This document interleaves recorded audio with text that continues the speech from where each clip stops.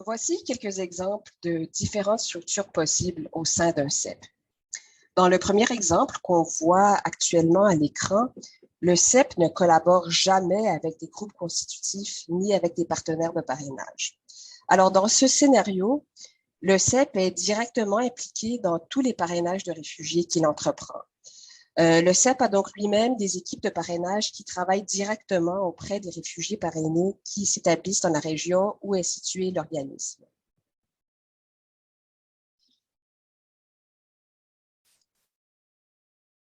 Dans ce deuxième exemple, le CEP collabore uniquement avec des partenaires de parrainage. Les partenaires de parrainage peuvent être des individus, c'est-à-dire une personne seule qui s'associe avec le CEP, ou des groupes, ou encore des organismes à part entière. Les personnes ou individus partenaires de parrainage sont en général des membres de la famille du réfugié qui sera parrainé et elles ne parrainent qu'une seule fois en général. Les groupes partenaires de parrainage, eux, sont souvent des groupes de 5, d'anciens groupes de 5, disons, qui souhaitent parrainer un réfugié qui ne possède pas de preuve de statut de réfugié et qui, par conséquent, doivent collaborer avec un CEP pour pouvoir parrainer ce réfugié. Les organismes partenaires de parrainage, quant à eux, sont souvent des organismes qui envisagent de devenir un jour un signataire d'entente de parrainage eux-mêmes et qui cherchent à obtenir de l'expérience. Ou encore, ça peut être un organisme avec lequel le CEP a un lien naturel et qui finance certains parrainages du CEP. Dans le troisième exemple qu'on voit actuellement à l'écran d'une structure possible au sein d'un CEP, certains CEP collaborent uniquement avec des groupes constitutifs qu'on appelle aussi des GC. Les GC sont normalement des sous-entités qui font partie d'une grande entité administrative active à l'échelle nationale souvent. Alors, un exemple typique d'un CEP collaborant avec des GC est une confession religieuse ayant un bureau principal qui gère plusieurs églises dans une ou plusieurs régions du Canada. Le bureau principal serait donc le signataire d'entente de parrainage, dans cet exemple-ci, et les églises individuelles seraient des GC.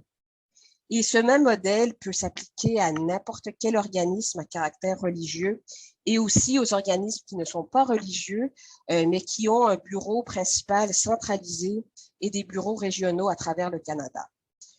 Ces bureaux régionaux pourraient donc agir à titre de groupe constitutif. Les CEP qui collaborent uniquement avec des GC ont moins tendance à parrainer des réfugiés dont un membre de la famille fait partie du groupe de parrainage. Les GC ont aussi tendance à vouloir participer à plusieurs parrainages par année. Et voici un quatrième exemple de structure possible au sein d'un CEP. Dans ce scénario-ci qu'on voit à l'écran, le CEP collabore avec des groupes constitutifs et avec des partenaires de parrainage.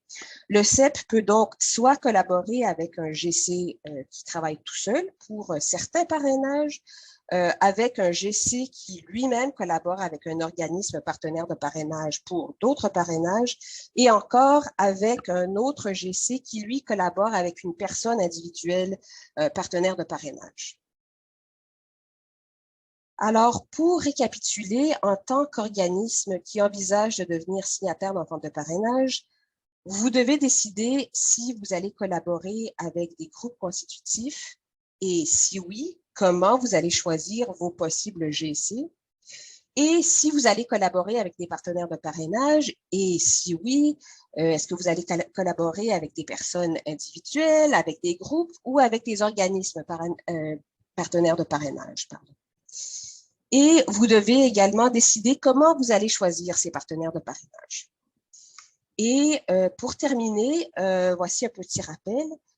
Chaque signataire d'entente de parrainage a le droit de choisir avec quel type d'entité il va s'associer pour parrainer des réfugiés et combien de parrainages il va effectuer avec chacun de ces types de collaborateurs.